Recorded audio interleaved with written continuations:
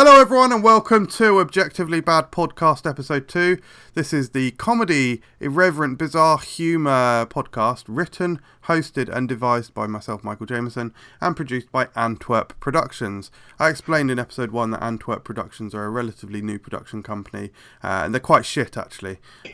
They've sent in an apology letter for me to read out for something that happened last episode, so I'm going to read that now. Dear loyal listeners of Objectively Bad Podcast, we did a real shitty job producing the first episode of Objectively Bad Podcast. The Amadeus tuna bit was awful, and we shouldn't have let it been gone, done and broadcasted. We are endeavouring, I think endeavouring is spelt incorrectly there as well, to do better. From Antwerp Productions. Before I introduce the sort of co-guest human beings that I've got with me, I just want to have a little word from our sponsor. We've got a new sponsor this episode. So it's the South African Association of Anti-Immigration from Europe. I just want to make it absolutely clear that politically and socially speaking, I was particularly uncomfortable actually saying yes to this sponsorship, but money in it. And their website is www.keepthefuckoutofsouthafrica.co.uk. Special sort of European abbreviation there.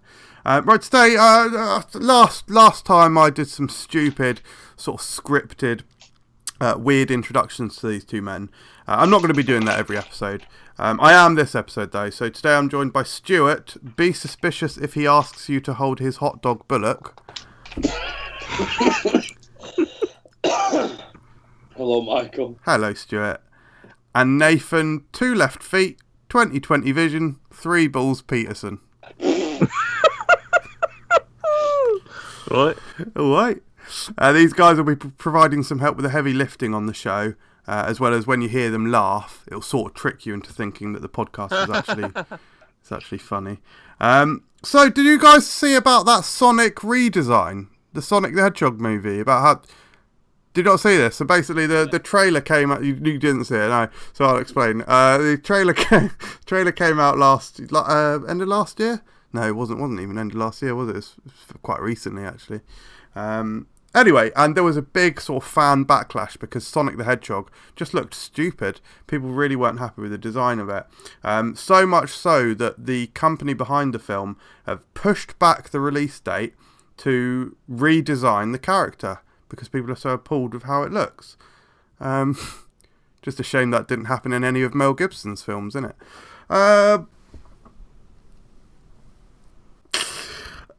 Excuse me. Antwerp! Why did you... Hot take on Mel Gibson. He's big in the news at the moment. Welcome to 1997. Oh, he's a prick, and I had to write a bit about him being a prick. Actually, write that down, actually. That should be a regular... regular feature -- Mel Gibson's total bellend. So last episode we talked about taboo habits. These are those weird, quirky things that we all do that everyone sort of does, and it's just too much of a taboo. So things like farting in a supermarket aisle just as someone's about to walk down, and then they come down and you walk off. Or when you're in the primary school and you finger the dinner ladies behind the industrial custard mixer. Tell you what, the Japanese kid who forgot his chopsticks wasn't the only one getting yellow fingers back then, was he? Anyway, so this one's when you're down to your last squirt of antiperspirant, aren't you? You have enough to do one armpit. You don't realise quite how empty it is, so you run out one armpit. You're like, what are you going to do for the other armpit? It's where you like pull down your foreskin and sort of rub your fingers around your dick, and then you just rub that scent over your eye. Well, you don't want to smell of BO, do you? That's a taboo habit that we all do. Another Antwerp one there. Shouldn't have got past the Antwerp, really. Anyway, so we have got a message from our sponsor now. Stuart, I sent you an audio clip. Could you just play the audio clip from our sponsor, please? South African Association of Anti-Immigration from Europe, just a reminder. Okay, playing it now. People of Europe, and primarily the United Kingdom of Europe, listen up, right? Keep the fuck out of South Africa. We don't like you, we never liked you, clear off. Leave your attractive wives. Thank you very much, Stuart. Again, I just want to just really put as much distance between myself politically and socially speaking and them as possible. But we are sponsored by them this episode.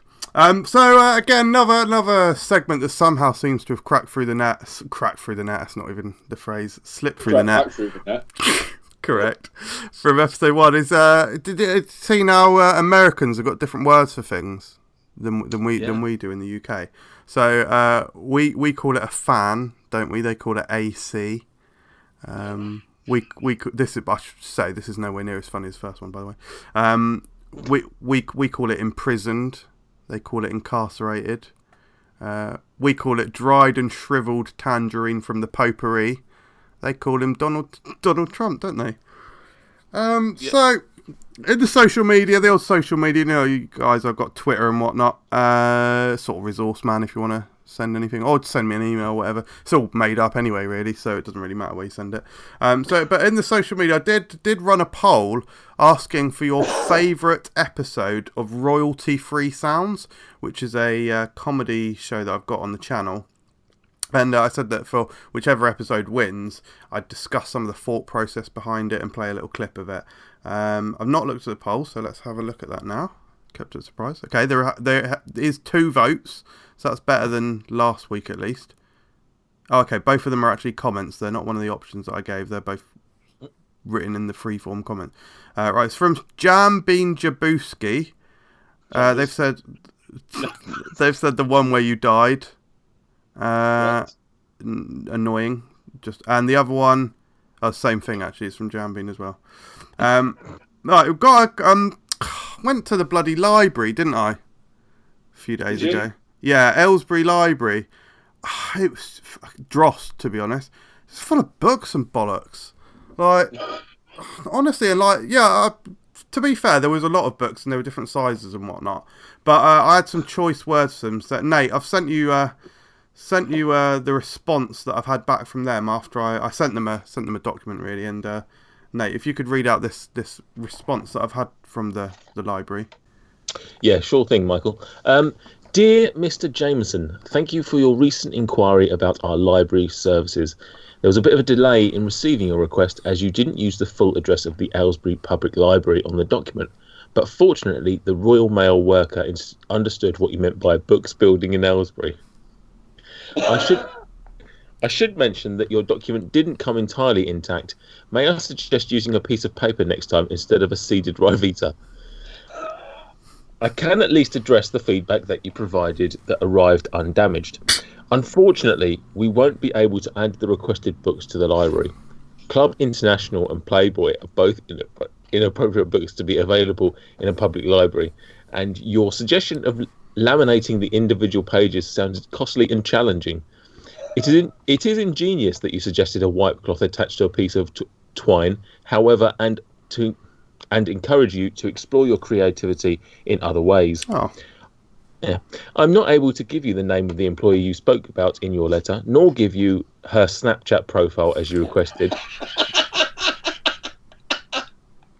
But I have passed on some of your kind words to her. Finally, thank you for your confession regarding what you left in our copy of Pride and Prejudice. Although I cannot condone the use of drugs, regretfully this particular copy was recently donated to the Aylesbury Rehabilitation Centre to provide recovering addicts with material to distract them from their vices, but I have contacted this centre to inform them. Thanks again for your cracker. Very portly, Aylesbury Public Library. Thank you very much. Not a bad response. A little bit of a shame to hear that, but I guess you win some, you lose some, don't you? Right, now, I'm going to reveal a secret game that I've been playing all episode and you haven't even realised it. In a moment, I'm going to ask you a question and you'll have 3 seconds to answer. Don't answer it straight away. I'll tell you when you can answer. At the beginning of the show, I put something in secret underneath my hat. And I would like each of you to yell out what you think I've put under your hat. You're going to have 3 seconds, and that is the time starts now. 1, a slice of chicken. 3. Slice of turkey. What? Are you Are you guys? Did you seriously think I would put a slice of chicken or turkey underneath my hat? It's a Lego minifigure of myself.